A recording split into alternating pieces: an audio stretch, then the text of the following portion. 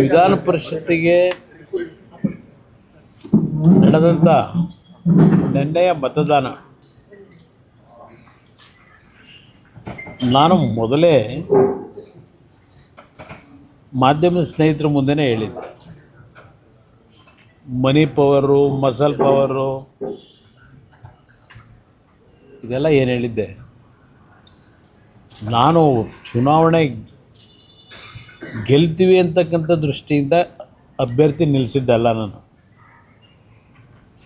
ಪಕ್ಷದ ವತಿಯಿಂದ ತೀರ್ಮಾನ ಮಾಡೋದಕ್ಕಿಂತ ಮುಂಚೆ ಈ ದಿನಾಂಕ ನಿಗದಿಯಾದ ಮೇಲೆ ಮನೆಯಲ್ಲೇ 2 ಸಭೆಗಳನ್ನು ಮಾಡಿದೆ. ಎಲ್ಲ ಶಾಸಕರನ್ನ ಎಕ್ಸೆಪ್ಟ್ ಒಬ್ಬರು, ಈ ಜಿಲ್ಲೆಯವ್ರನ್ನ ಬಿಟ್ಟು ಕೆಲವರು ಆಗಲೇ ಸುಮಾರು 1-1.5 ವರ್ಷದಿಂದನೇ ಕಾಲು ಹೊರಗಿಟ್ಬಿಟ್ಟವ್ರು. 2 ಕಾಲನ್ನು, 1 ಕಾಲಲ್ಲ 2 ಕಾಲು ಇಟ್ಕೊಂಡವ್ರೆ. ಅವ್ರಿಗೆ ಬೇಕಾದಂಥ ಸಂದರ್ಭದಲ್ಲಿ ಹೇಳಿಕೆಗಳು ಕೊಟ್ಕೊಂಡು ಬಂದಿದ್ದಾರೆ. ಅವರು ಹೇಳಿದ್ದಾರೆ ನನ್ನ ಸಂಪರ್ಕದಲ್ಲೇನು ಇರಲಿಲ್ಲ ಅಂತೇಳಿ. ನಾನು 2 ಸಭೆ ಮಾಡಿದ ಉದ್ದೇಶವೇ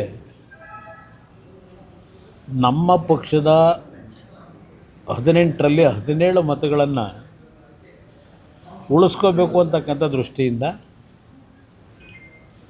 ಕೊನೆಗೆ ನಮ್ಮಲ್ಲೇ ಶಾಸಕರುಗಳು ಕೆಲವರು ಇಲ್ಲ ನಾವು ಯಾವುದೇ ಕಾರಣಕ್ಕೂ ಅಭ್ಯರ್ಥಿ ಹಾಕದೇ ಇದ್ದರೆ ರಾಂಗ್ ಮೆಸೇಜ್ ಹೋಗ್ತದೆ, ಸೋಲು ಗೆಲುವು ಚುನಾವಣೆಯಲ್ಲಿ ಇದ್ದಿದ್ದೆ, ಅಭ್ಯರ್ಥಿಯನ್ನು ನಿಲ್ಲಿಸಲೇಬೇಕು ಅಂತ ಹೇಳಿ ನಮ್ಮಲ್ಲಿ ಭಾಳ ಕೆಲವು ಶಾಸಕರು ಒತ್ತಾಯಗಳನ್ನು ಮಾಡಿದ್ರು. ನಾನು ಅವತ್ತು ಹೇಳಿದ್ದೆ, ನನಗೆ ಬೇಕಾಗಿರೋದು ನಮ್ಮ 17 ಜನ ನೀವೇನಿದ್ದೀವಿ ಅಂತ ಹೇಳ್ತೀರಿ, 17 ಮತಗಳು ಯಾವುದೇ ಕಾರಣಕ್ಕೂ ಒಡೆದೋಗ್ತಕ್ಕಂಥದ್ದಕ್ಕೆ ಅವಕಾಶ ಕೊಡಬೇಡಿ. ಏಕೆಂದರೆ ಹಿಂದೆ ಅದರ ಅನುಭವ ಆಗಿದೆ ನನಗೆ.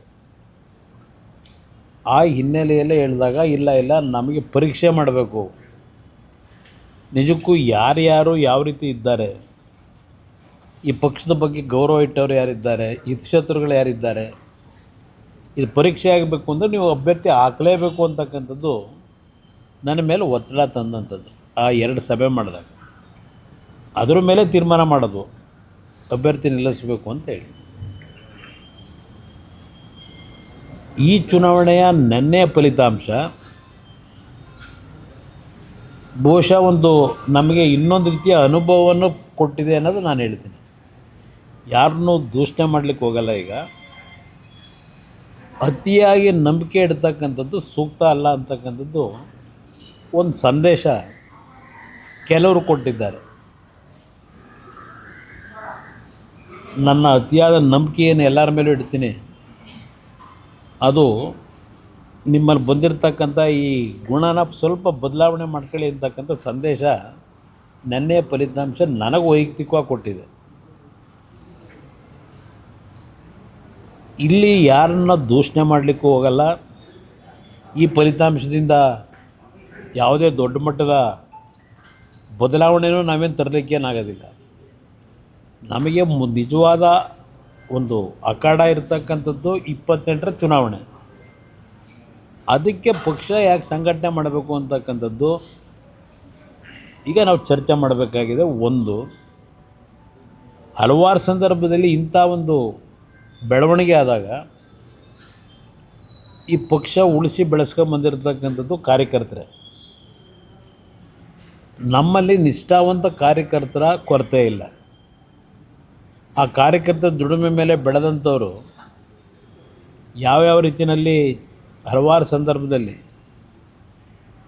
ತೀರ್ಮಾನಗಳು ತೆಗೆದುಕೊಂಡು ಹೋಗಿದ್ದಾರೆ. ಅದರಿಂದ ಏನು ಪಕ್ಷಕ್ಕೇನು ಹಿನ್ನಡೆ ಆಗಿಲ್ಲ. ನಾನು ದೇಶದ ರಾಜಕಾರಣನೇ ಈಗ ನೋಡ್ತಾ ಇದ್ದೀನಿ. ದೇಶದ ರಾಜಕಾರಣ 3 ಬಾರಿ 2 ಬಾರಿ ಮುಖ್ಯಮಂತ್ರಿಗಳಾದಂಥ ಪಕ್ಷಗಳ ಪರಿಸ್ಥಿತಿಗಳು ಏನಾಗ್ತಿದೆ ಅಂತಕ್ಕಂಥದ್ದು ದೇಶದ ನಾನಾ ಭಾಗದ ರಾಜ್ಯಗಳಲ್ಲಿ ಈಗೇನು ಫಲಿತಾಂಶಗಳನ್ನು ಕಂಡಿದ್ದೇನೆ. ಸುದೀರ್ಘವಾಗಿ ಮುಖ್ಯಮಂತ್ರಿಗಳಾಗಿ ಅಧಿಕಾರ ನಡೆಸಿದಂಥ ಪಕ್ಷಗಳು ಇವತ್ತು ಯಾವ ಪರಿಸ್ಥಿತಿಗೆ ಬಂದಿದೆ, ಪ್ರತಿನಿತ್ಯ ನೀವೇ ಜನಗಳ ಮುಂದೆ ಇಡ್ತಾ ಇದ್ದೀರಿ. ಆದರೆ ಒಂದು ನನಗೆ ಇನ್ನೂ ವಿಶ್ವಾಸ, ನಾನು ಅಧಿಕಾರದಲ್ಲಿ 2 ಬಾರಿ ಆಕಸ್ಮಿಕವಾಗಿ ಮುಖ್ಯಮಂತ್ರಿ ಆದನು. ನಮ್ಮ ರಾಷ್ಟ್ರೀಯ ಅಧ್ಯಕ್ಷರು ದೇವೇಗೌಡರು ಈ ಒಂದು ಪಕ್ಷನ ಈ ಜಾತ್ಯತೀತ ಜನತೆಗಳ ಒಂದು ಭಾಗ ಇರಲಿ, ಅವರು ರಾಜಕಾರಣಕ್ಕೆ ಬಂದಂಥ ದಿನದಿಂದ ವಿರೋಧ ಪಕ್ಷದಲ್ಲೇ ಕೆಲಸ ಮಾಡ್ಕೊಂಬಂದಿರೋದು. ಅವರ ರಾಜಕೀಯದ ಪ್ರತಿನಿತ್ಯದ ಪ್ರತಿಯೊಂದು ಸನ್ನಿವೇಶಗಳು ಯಾವ ರೀತಿ ನಡ್ಕೊಂಬಂದಿದೆ, ಆದರೂ ಸಹ ಇವತ್ತು ರಾಜ್ಯದಲ್ಲಿ ದೇಶದಲ್ಲಿ ಅವರೇನೊಂದು ಗೌರವ ಉಳಿಸ್ಕೊಂಬಂದಿದ್ದಾರೆ. ಇದೆಲ್ಲ ಇತಿಹಾಸದಲ್ಲಿ ಇರ್ತಕ್ಕಂಥದ್ದು. ಅವ್ರು ಮುಖ್ಯಮಂತ್ರಿ 60-70 ವರ್ಷವೇ ಆಯಿತು ಅವರ ರಾಜಕೀಯ ಜೀವನ. ಕೇವಲ 18 ತಿಂಗಳು ಮುಖ್ಯಮಂತ್ರಿ, 10 ತಿಂಗಳು ಪ್ರಧಾನಮಂತ್ರಿ, ಒಂದು 2-3 ವರ್ಷ ನೀರಾವರಿ ಮಂತ್ರಿ.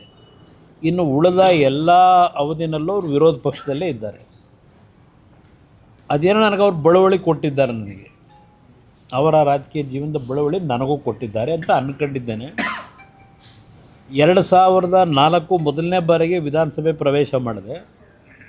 ಅಲ್ಲಿಂದ ರಾಜ್ಯದ ಗ್ಯಾರಂಟಿ ನ್ಯೂಸ್, ಸುದ್ದಿ ಖಚಿತ, ನ್ಯಾಯ ನಿಶ್ಚಿತ.